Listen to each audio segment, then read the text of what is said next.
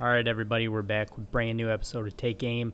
Excited to have Anthony Dixon with me this week, and actually, Anthony flipped it on me. Didn't know he was going to do this until we got on air. That he had been asking, but he wanted to cover my recent trip last month to Alberta to talk about my whitetail mule deer hunt. So enjoy the show, and Anthony Dixon, thanks again for hosting.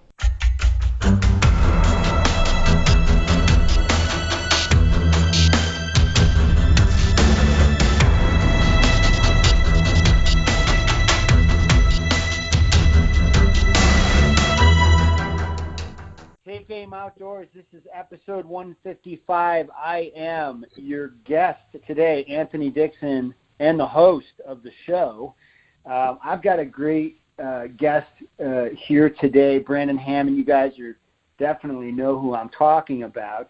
And we've kind of flipped the tables today because he went out to Canada and hunted mule deer and whitetail and was very successful. So we figured it would be better to flip the tables and check out this hunt. Brandon, are you there? I'm here, man. I'm here. Thanks. Thanks for being a part of the show today in a big way. The official, unofficial host, Anthony Dixon.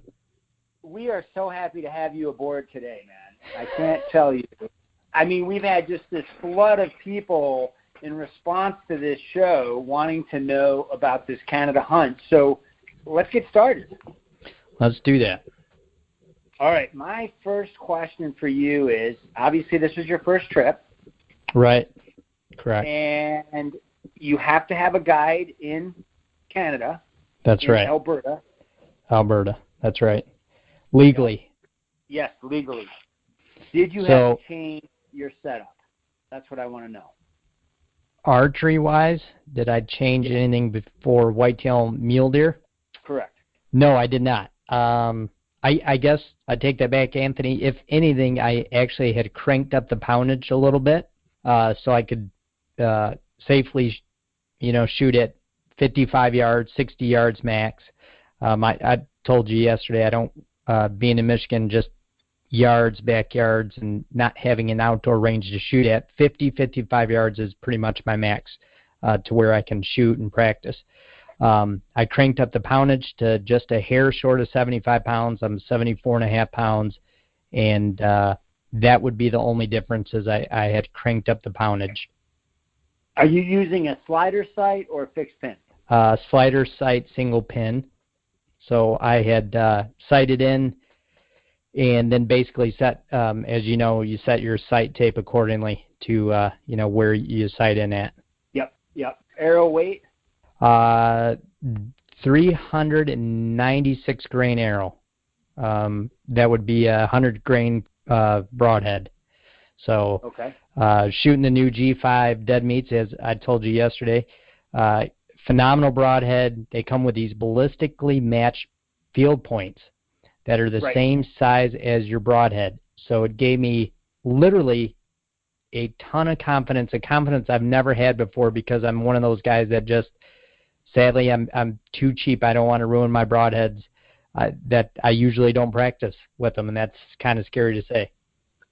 Right. I understand though, but it's money is very important to everybody. So you booked this trip through an outfitter, and did you handle that or did someone else? My good buddy, which you know, Scotty Goodwin. Scotty had actually hunted with this guy in 2014. So Scotty said it was top notch. Scotty's a great hunter. Scotty knows his stuff. So if Scotty said it's A-okay, I believed it. So we went through Scotty's recommendation. What's that? You flew there? Yeah, flew into Calgary, Alberta. So that's some stuff to get used to. You need to check the airline. Make sure, check requirements for package size, like your bow case is obviously, a bigger size piece of luggage. So make sure that's all good, and be prepared that you may have to take extra luggage and pay for it, because the airline gets you any way they can get you. What about sending any gear prior or previous of the trip? Did you do that? Any brown box, filled it up with some gear, and then you sent it? Did you do that? I did not. I did I have a new bow case this year. It's a Lakewood Products bow case, which some of you may have seen it. But I actually had checked the forecast, talked with the outfitter about the weather conditions, and for the first time in my life, I did this pack just like you would, Anthony, going up to the mountains. I didn't take anything I didn't need. I didn't take excessive bulky clothes. I didn't take any of that stuff. The stuff I did need, I packed it right in that bow case around my bow to protect my bow, and that's what I did. So I kept it to a very bare minimum. Even that with the bow in the case, packed with clothes, it was still under 50 pounds, which is remarkable. And then I did a one extra piece of luggage, and that was it. So you arrived there, and did you get picked up, or how'd you get from the airport to the outfitter's place?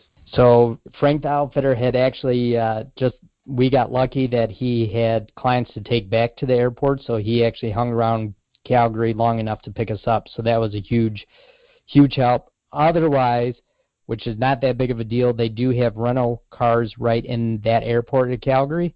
And then it's basically to Frank's place. It is one road south, 120 miles, about 115 miles. So if you had to rent a car, it's one road and you're there. So that's a pretty simple system for anybody that was thinking about going to Alberta in the future. And who did you go with? His name is Frank Wesley, Sundown Outfitters. Frank is very private. He only works off of referrals. There's no Facebook page. There may be one video clip out there with his name on it from North American Hunter, I believe, the magazine, on the YouTube somewhere, but that is it. So unless you have hunted with Frank, you probably have not heard about Frank. Perfect. So how many hunters a year is Frank taking? I think he takes roughly 30, give or take. He always has cancellations, and then sometimes he'll maybe get a late hunter or two in, but roughly 30 people a year, which to me doesn't seem like a lot when you think about the amount of land they have. It's not like being here in the Midwest, or as you know, Anthony, Michigan, where a big chunk of land nowadays in Michigan is 40, 50 acres. Out there, I hunted by myself one ranch that was 8 sections of 640 acres. So it's absolutely insane, the amount of land. Outstanding. So, Frank picks you up from Sundown Outfitters. You get to the lodge.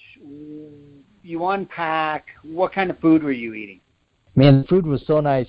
Frank's sister actually runs a restaurant, and she would come in every day and prepare dinner for us. So we had some great dinners, from fried chicken, mashed potatoes. We had like a Salisbury steak dinner one night. We had short ribs one night, baked pasta dish one night. I mean, it was very down home, very good. It was something you would pay for at a great local restaurant. I mean, it was just outstanding food. So we actually got to eat it was a dream to be able to eat like that. It was very nice to get those kind of home cooked meals. It was awesome. Scale 1 to 10, what's the rating on the food? Oh man, it was a solid 7.5.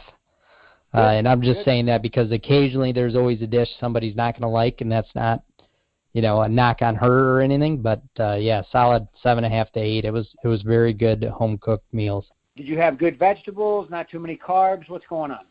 Yeah, man, we had everything, man. We had veggies every night. Always had a salad, which was really nice because I'm a big salad person. So I like those kind of, like Anthony just said, I like those kind of carbs. I had salad every night. There was always fresh rolls. Always had really good sides, like Anthony said. So we always had some kind of either a potato or some kind of asparagus. We had something every night, but it was very good. Excellent. So you get unpacked, you and Scotty, you guys get ready the next day. Obviously, you probably shot your bows, put them together. Yep, exactly. After your travels. How much was your flight there? How much? Yeah, how much was the flight? The flight was just short of $400, and then if you add in your luggage, you're talking another $50-$60 with all those fees. So just over $400 round trip, and that was out of Chicago O'Hare Airport Scotty lives 2 hours to the west of me, so he's 40 minutes from O'Hare. So I made the drive to his house, spent the night at his house. The morning we were at O'Hare Airport. So it made it a lot easier to leave out of O'Hare. It's a 4-hour, 3-hour, 45-minute flight versus leaving out of Metro Detroit. It made it 6.5 hours with 2 layovers. So it was just a no-brainer to go visit Scotty for the night and then fly together. And for all you whitetail hunters, when I say ranch, I don't mean a fenced-in pen. That's what they call it out there. They call property, instead of farms, they call them ranches because they're actually working cattle ranches. The farm I was on, I'm a Midwest whitetail hunter. The ranch I was on was 120 years old and had been in the family as a working cattle ranch that long. So pretty neat history just on that property that I was on. And spending time with the landowner, hearing about his family and heritage and all the ins and out of cattle was really neat and made for a great trip. Did you drink with him? We did. After the second or third day, which was my second animal, the mule deer, we got back to camp and we celebrated with a couple beers that day. No whiskey? No whiskey. No, there was no whiskey in camp, so I didn't do that. No. Okay. No. So you get out there and you're hunting. What species were you hunting first? Were you hunting? Generally, I know because I've been out there numerous times. It's whitetails in the evening, so you're not blowing them off the stands, and then it's mule deer in the morning. Yes, exactly. So that first morning we woke up, went mule deer hunting. I had a great, first day. We got probably within 60 yards of a 180-inch mule deer and a 190-inch mule deer, so pretty exciting. Sadly, the wind had changed after a very long stalk. I mean, up one of the biggest hills in that area, down the biggest hill in the area, and right on the side of it, these deer were bedded down, and we had spotted them from at least a mile away. And luckily, just hunting experience, Anthony, and learning from guys like you, I'd picked enough landmarks and just visualized that spot enough in my head that I knew we were really, really close. And sadly, he kept saying, "Are you sure? Are you sure? Is this where it's at?" And once that wind, hit us in the back of the neck, man, we saw those antler tips move, and the gig was up, sadly. But what a great way to do your first mule deer stock ever, Sure. So the terrain, obviously, you're telling us it's, you're looking at what, 200 vertical feet or 100 vertical feet of hillside, or very foothill mountains type thing. What's going on? Yeah, it's the foothills off the Rocky Mountains. I would say the big hill that this property had was actually the biggest hill in that county. And I forget what he told me, but it was several hundred feet. It was more than like 200. It was absolutely huge. So it was a great workout, and it was multiple days. I clocked 5-6 miles on my boots every day for the first half of the day. Were you able to ride around in the truck on the ranch, or did he keep you guys on certain roads? So it wasn't a free-for-all is what I'm trying to figure out. Yeah, so good question. So there's main roads like county roads, and Mark had land on each side of the road, and he actually did have cattle trails or 2 tracks to get to his cattle. Like I said, this is a working cattle ranch, so maybe in our favor, the mule deer are a little more accustomed to that. They get that daily grind of a rancher coming in to drop a salt lick off or count heads of cattle, check the water tanks. Sure. So we would, drive to point A, and we would work that area. And sometimes we would get out and walk, get to a high vantage point, glass. Sometimes we could glass from the truck. Sometimes we would walk for 2 or 3 miles and get to a spot, and then finally, spot a mule deer somewhere to make a play on. So it was actually a good combination of those thirds is kind of how the hunt played out. And were you on mule deer every morning you were there during the every morning, even right off the get-go? his ranch spanned quite a ways. So from, let's say, the north side to the south side, I could leave the lodge in the morning, and we would be in pretty much hunting country within 10 minutes. And right away, right from the road, we could glass and set up on mule deer. Every day we would see, what I would think is trophy mule deer, 160, 70, 80-inch mule deer. And he would tell me, which Anthony's been to Alberta, he can contest to this, as soon as, a mule deer is making his way somewhere, he would say, like, let's not bother. As soon as he hits that fence, we're done. They're very strict on guidelines on private property. And if that mule deer is anywhere near that fence where we don't have permission, there's no play on it at all. And tell you the truth, that ruined more hunts than me blowing stalks. Mule deer just moving in the direction of a neighbor's property. It happened to me countless times. It was crazy. Countless times? What's your percentage on that? Like, if I was going to go there, you're telling me that, these deer are going to cross over, go onto private property where we have no access. Is that 50%? I would say it's 50% on trophy mule deer.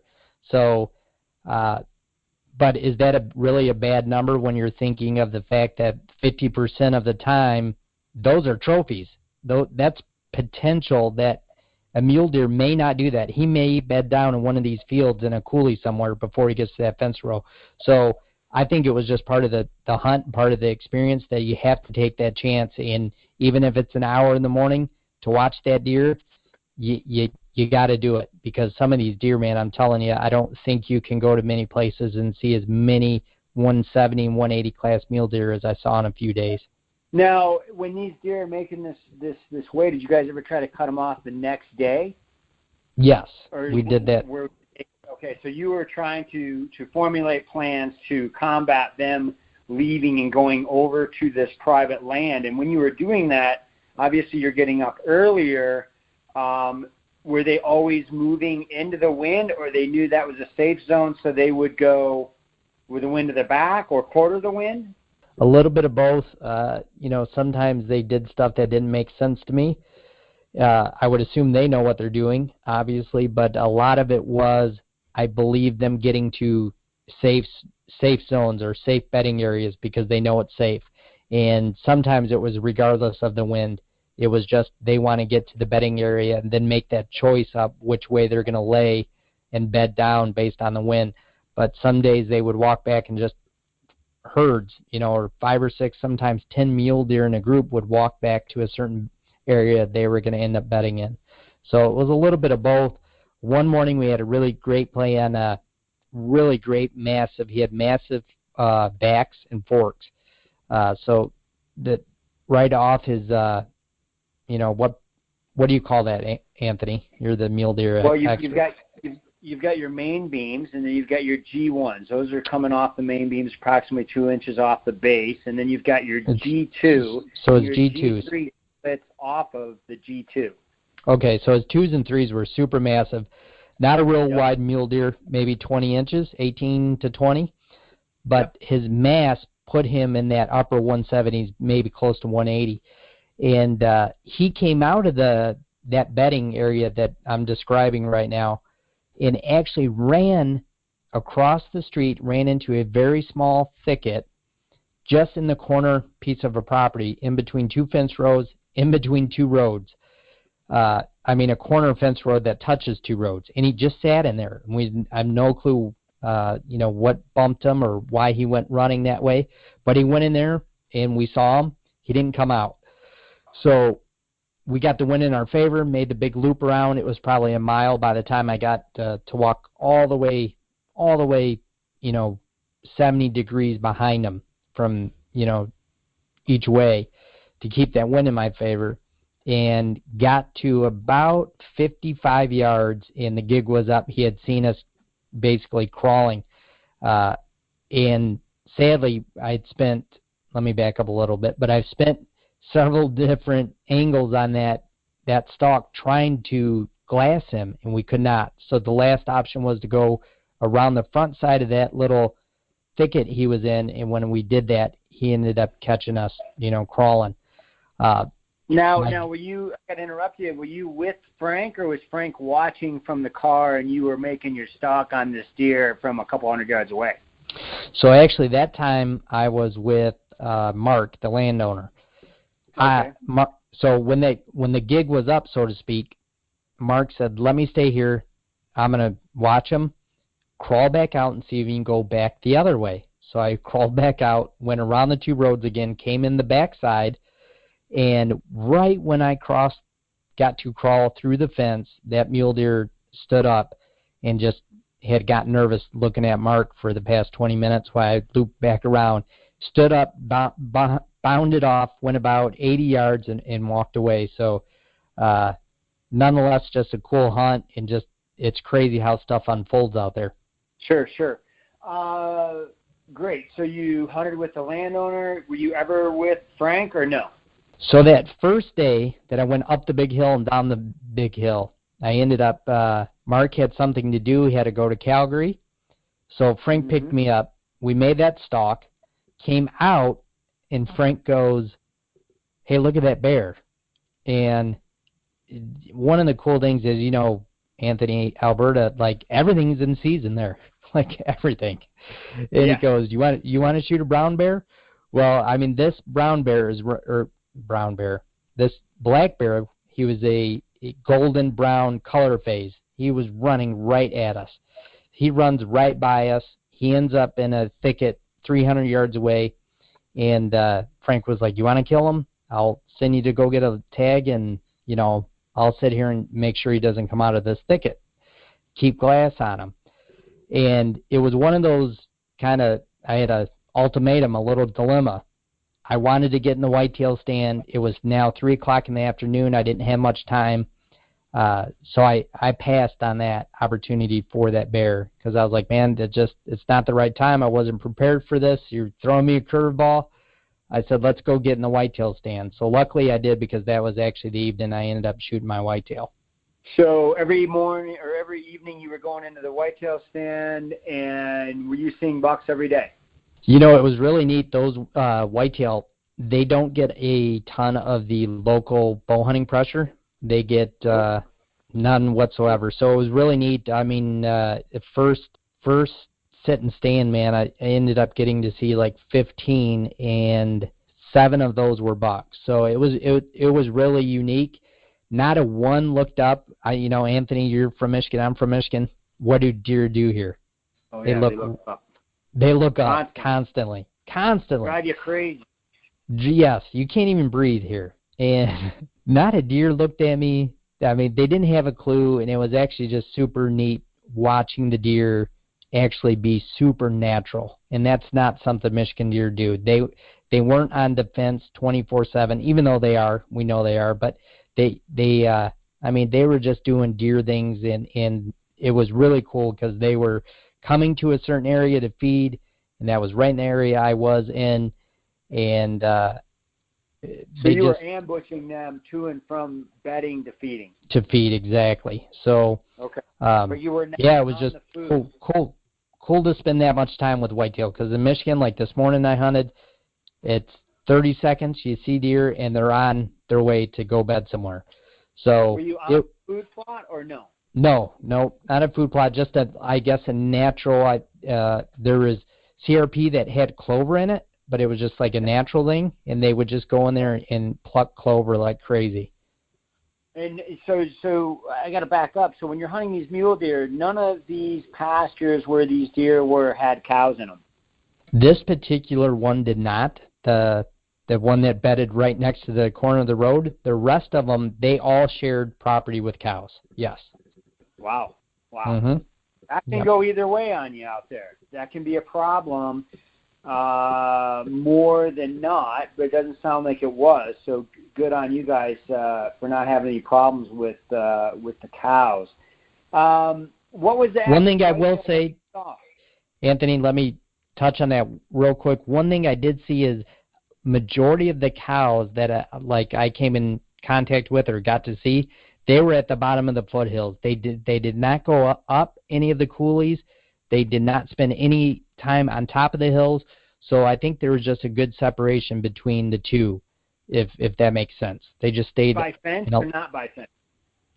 They were always by fences. Always by fences. Okay, so they couldn't go up the side. Okay, so they kept their mule deer.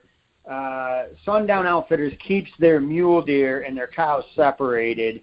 A lot of these mule deer are able to move into these coulees and moving up and out and around and getting onto other ground. Your whitetails, you said you saw 7 whitetails the first time you hunted. Your first sit, what was the average size of these whitetails? They varied. I mean, I saw 3 or 4 year-and-a-halves. I ended up seeing the buck I shot. I ended up seeing a really cool 2.5-year-old that had a non-typical rack, and then I ended up seeing 3 other bucks that ranged from 135 up to 170. So, and the middle one being 100. 170 whitetail in Canada. Yes. Yep. Oh, he was Far a away. tank. Yeah, far away. I'm talking 250 yards, but yes, a tank. Yep. Okay. He's a mega giant. He's no doubt. He was a big 5-year-old deer. It was cool to see. Okay. Yep. Boys, So that property, just to describe this, so I would go like 10 miles this way to do the whitetails to the river bottoms on the lowest part of the foothills, actually out of the foothills. And then I would go the opposite way. Down in the coulees. Yep, down in the complete bottoms. The only place there was a river bottom, as we know, whitetails, there's water, river bottom, it's thick, there's trees, there's going to be whitetails there. And the mule deer were just the opposite. I would go 10 miles the opposite way up into the foothills to hunt them. So you were only traveling from from mule deer to whitetail 10 miles. That's less than 15-minute drive every day. So you could really hunt these mule deer pretty hard, and then you were crimped on time to get ready to go into the whitetail stand. Yeah, I mean, you got to be on your toes. You need all your gear. I didn't come in for lunch. I didn't do any of that stuff. So I utilized every second of the day, had my stuff ready, and I went right there, just kind of like Anthony said. So once it got later in the afternoon, just headed right to the whitetail spot. Okay. You killed a whitetail. Well, how big was he? He was he's a mainframe 8-pointer, has 2 kickers off his right side, G2. He's going to probably touch 140. He looks actually bigger than that, but his beams kind of come, it's hard to tell from the photos, but they come real swooping in. So he loses that little bit of length on the beams. I'm not a score guy. I don't care. He's a big mature deer, and he has 12-inch G2s. You couldn't ask for a prettier 8-pointer to shoot. So it was awesome hunt. Awesome. He came from a different direction. The rest of the 14, 15 whitetails that night I saw came solo, came by himself, and just like a big buck does, like it just reminds you to always stay on your toes, because he did the exact opposite thing that the rest of the deer were doing. And you killed a mule deer. How big was he? I have not taped him. Everybody in camp says he's in the 170 range.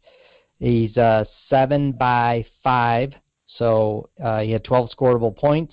He had brow tines. He had, like I said, 7 on the one side, and actually had 2 kickers on his right, which Anthony said that would be his G3, I guess, because it's off his fork.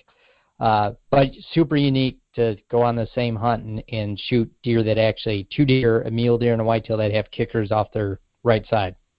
Brandon, we are pushed on time. As your host, Anthony Dixon, guest, Brandon Hammond.